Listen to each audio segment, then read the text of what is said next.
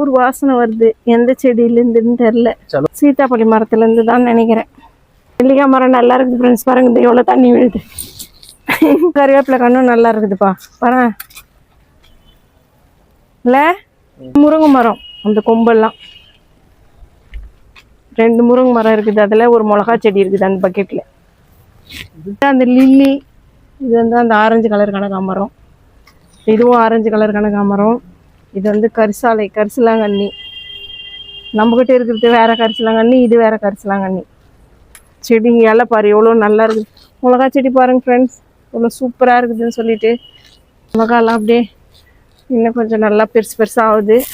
நம்ம வந்து இது மேலே ஸ்ப்ரே பண்ணி விடணும்னு சொல்லிட்டு நான் அந்த மீனாமில ரெடி பண்ணி வச்சிருக்கிறேன். இந்த மழையால் அதுவும் எடுத்துன்னு வர முடியல. லெமன் ஜூஸ் இப்போ தான் குடிச்சிட்டு வந்தேன். மழை தான் பெய்யுது.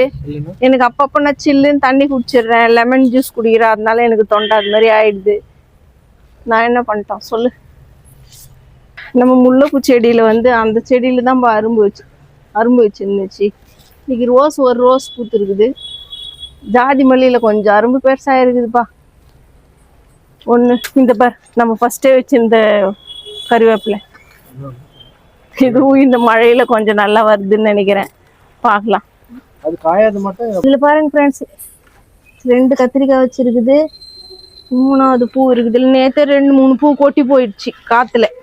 காளி செடி எடுத்து அதெல்லாம் வைக்கலாமா இல்லை இதிலே விடலாமான்னுக்குதுப்பா எனக்கு.